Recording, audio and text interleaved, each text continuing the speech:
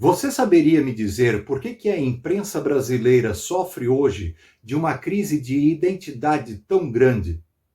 Mas, em poucas palavras, você conseguiria me explicar por que a imprensa nacional talvez sofra a maior crise de legitimidade e de credibilidade de sua história? Numa série de 4 vídeos, o canal Ideias Complexas te convida a conhecer não só um pouco mais da história da imprensa no Brasil, mas como os veículos de comunicação foram responsáveis por ajudar a formar o caráter do brasileiro, o mapa do Brasil e a política nacional. Tudo começa no século XVIII. Até onde se sabe, naquela época existiam 3 tipografias no Brasil. A primeira funcionou em Recife, mas ela foi embora junto com os holandeses depois que os portugueses os expulsaram de volta para o velho continente. As outras 2 funcionavam no Rio de Janeiro. A primeira no Morro do Castelo, e ela pertencia a um colégio de padres jesuítas. Só que, como a gente já viu aqui no canal, quando o Marquês de Pombal assume o cargo de primeiro-ministro, ele manda todos os jesuítas embora e os colégios são fechados. A terceira tipografia pertencia a um particular, mas ela é confiscada pela coroa portuguesa em 1747 e levada para Lisboa. Acontece que nessa época Portugal vivia o auge do seu absolutismo e controlava inclusive a circulação de ideias. Um documento régio determinou que no Brasil não se podia mais imprimir absolutamente nada. Fosse de um livro, um jornal ou até mesmo um simples panfleto, tudo deveria sair de Lisboa, passar pelo crivo da coroa e depois ser mandado para o Brasil. Ou ser impresso na Inglaterra ou na França, trazido para o Brasil através de contrabando e depois distribuído. Outros problemas ajudavam a dificultar ainda mais a situação. O primeiro era que o Brasil não tinha tantos alfabetizados assim. O índice de analfabetismo era extremamente alto. Então, imprimir para quem? Para uma casta, para um grupo muito seleto de pessoas. E segundo, o problema era logístico. Como transportar livros, jornais, panfletos impressos no lombo de mulas do Rio de Janeiro para o resto do Brasil? Imagine você pegar um lote de livros e mandar a lombo de mula e através de barco tocado a remo até Belém, no Pará, ou até a fronteira do Brasil com a Argentina. Seria praticamente impossível. E isso tudo dificultava, além, lógico, do decreto régio que proibia a existência de imprensa no Brasil.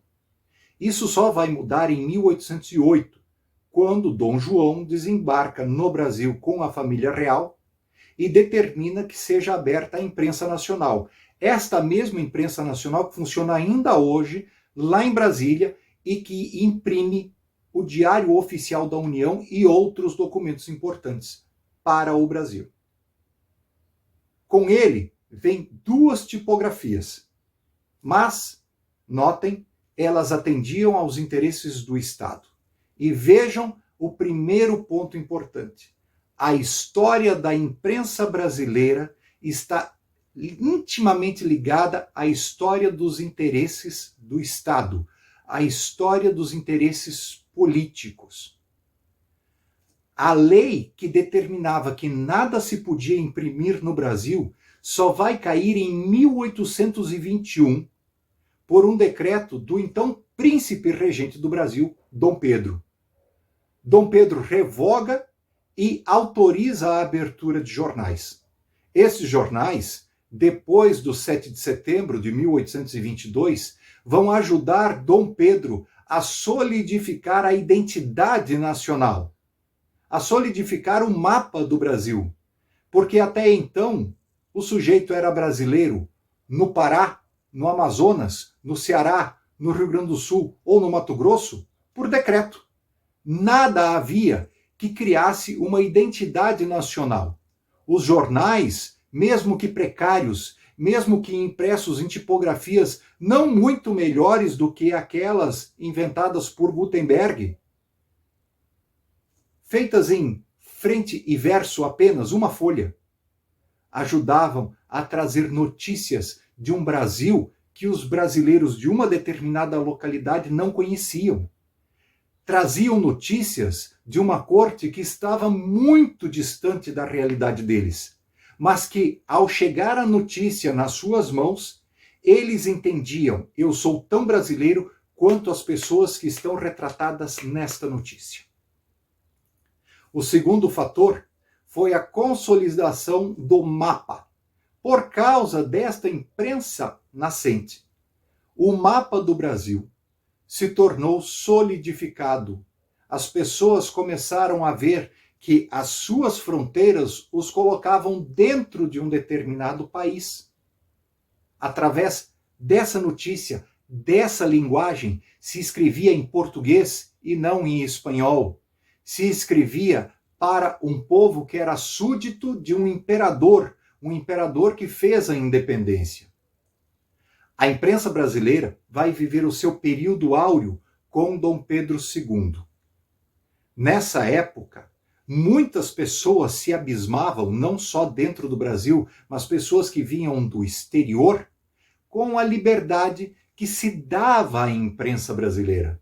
Era possível se fazer chacota, inclusive, com o monarca, com o sujeito que envergava a coroa na cabeça e que representava o Estado e todos os brasileiros. Se fazia chacota, se questionava, se perguntava tudo. Os políticos não estavam livres do crivo dos jornalistas, e os jornalistas estavam livres para perguntarem o que quisessem. Era tão assim que Joaquim Nabuco chega a escrever: durante todo o reinado, a liberdade de imprensa não foi só uma vez atacada, e o seu principal cliente era sempre a oposição, e ela o fazia muito bem. Fazia questão de que cada erro se fizesse público e discutido contra os ministros de Estado. Acreditava na rotação dos partidos políticos e a assegurou na maioria das vezes. Outro a se assustar com a liberdade de imprensa no Brasil foi um ministro do Império da Áustria. Naquela época, era representante do Império da Áustria no Brasil o Barão de Steiner, e ele escreve, segundo o historiador José Murilo de Carvalho, o seguinte: o imperador era atacado pessoalmente na imprensa de modo que causaria ao autor de tais artigos em toda a Europa, até mesmo na Inglaterra, onde se tolera uma dose bastante forte de liberdade, um processo de alta traição. A imprensa brasileira, portanto, nessa época, era considerada o baluarte da liberdade, o chicote contra os políticos, o sinal que dizia: a isso pode-se seguir, a isso há um sinal vermelho, pare, não avance, porque senão a imprensa vai lhe apontar o dedo. Como a gente viu, a imprensa brasileira não foi sempre um espaço de subserviência a mando de quem tem muito dinheiro.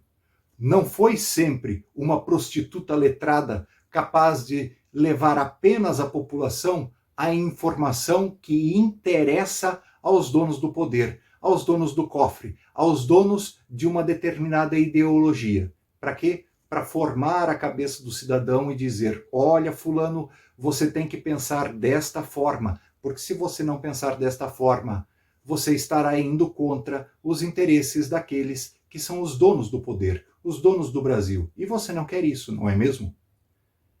A imprensa, no final das contas, exerceu durante todo o período imperial um grande serviço à humanidade e principalmente ao Brasil, deixando evidente que a sua liberdade representava a liberdade do povo, que ser capaz de questionar qualquer político e, inclusive, o próprio imperador, era típico da imprensa, porque a imprensa era o único meio, a única forma do povo se expressar.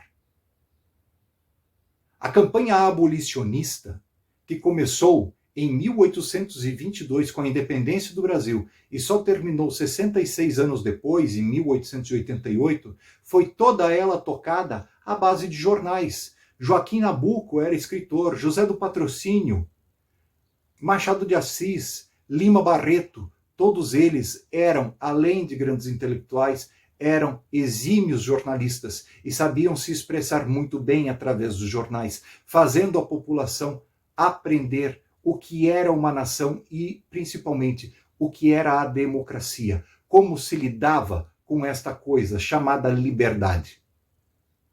Quando se ataca a imprensa, portanto, não se ataca apenas um veículo de comunicação. Quando um veículo de comunicação se vende ao poder financeiro daqueles que pagam apenas pelas notícias que lhes interessam, ele não prostitui apenas a si mesmo, ele destrói a liberdade de um povo. E isso a gente vai ver no segundo vídeo, quando eu falar da imprensa e a sua relação com os donos do poder a partir do golpe da República. Se você gostou desse vídeo, muito obrigado. Dê o seu like, acompanhe o canal, ative o sininho e mais.